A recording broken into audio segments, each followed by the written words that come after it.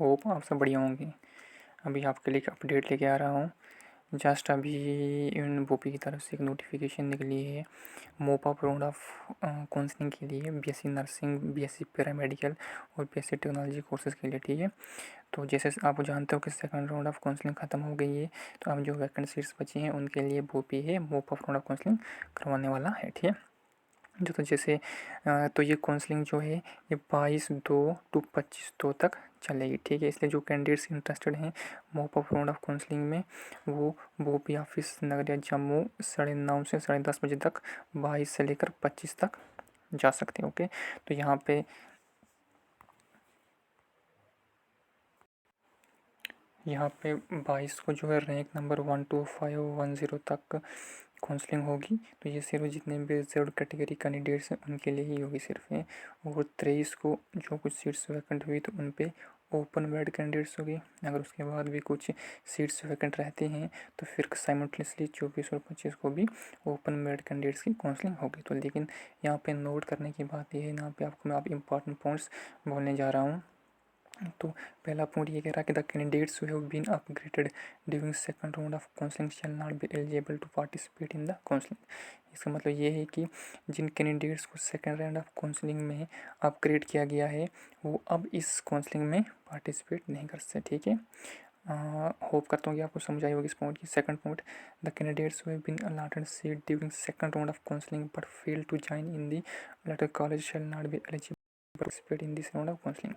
ये कह रहा है कि सीधे यहाँ पे कहा गया कि वो कैंडिडेट्स जिनको सेकंड राउंड ऑफ काउंसलिंग के वक्त सीट अलाट हुई थी लेकिन उन्होंने कॉलेज ज्वाइन नहीं किया तो वो अब इस राउंड में पार्टिसिपेट नहीं कर सकते। ठीक है, और थर्ड पॉइंट, उन कैंडिडेट्स को जिनको सीट्स अलाट हुई थी सेकंड राउंड ऑफ काउंसलिंग के दौरान और उन्होंने अगर सीट मतलब ज्वाइन किया है कॉलेज शेल भी जो फिर अपग्रेडेशन, हाँ, लेकिन वो अपग्रेडेशन के लिए अप्लाई कर सकते हैं काउंसलिंग के वक्त। ठीक है, फोर्थ पॉइंट, वो candidates eligible the candidates once upgraded shall not be eligible to participate. हाँ, वो कैंडिडेट्स जो एक बार अपग्रेड कर चुके हैं वो अब इस राउंड ऑफ काउंसलिंग में पार्टिसिपेट नहीं कर सकते।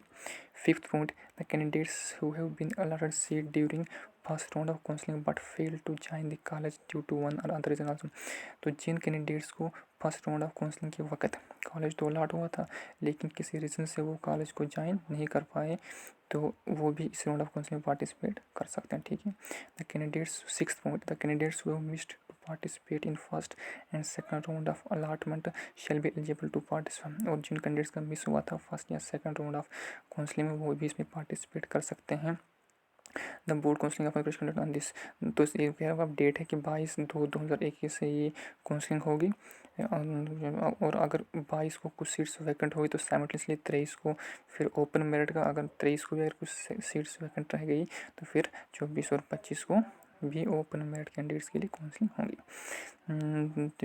हाँ, लेकिन यहाँ पे ये इंपॉर्टेंट पॉइंट है, the reserve category, eighth point, the reserve category candidates who wish to participate in counselling from 23 to 25 is open merit candidates shall be allowed. हाँ, ठीक, यहाँ पे लिखा है ना जैसे कि 22 को सिर्फ रिजर्व कैटेगरी कैंडिडेट्स की काउंसलिंग होगी तो 23 और 24 और 25 को ओपन के लिए ये कह रहे हैं कि हाँ, अगर 22 के बाद भी मीन्स कि 23 या 24 को 25 भी अगर कोई कैटेगरी कैंडिडेट, सिंपल सी बात है, मतलब 23 सोचो आप, क्योंकि अगर जैसे कुछ वैकेंसी बची 22 को तो उनकी फीलिंग 23 को होगी तो फिर जो लास्ट डेज है उनके लिए चांसेस कम बचते हैं सीट्स के।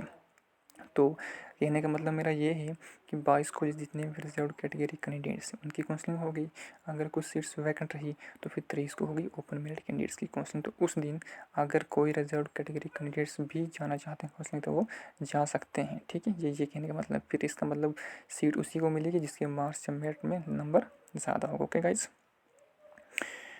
only such ninth point, only such candidates are eligible to participate who have been duty ranks by the team। ये तो सिंपल सा पॉइंट ये कह रहा है कि भाई कि मोप आपके वही पार्टिसिपेट करते हैं जिनका रैंक लाट हुआ है टेस्ट के दौरान तो समझ लीजिए।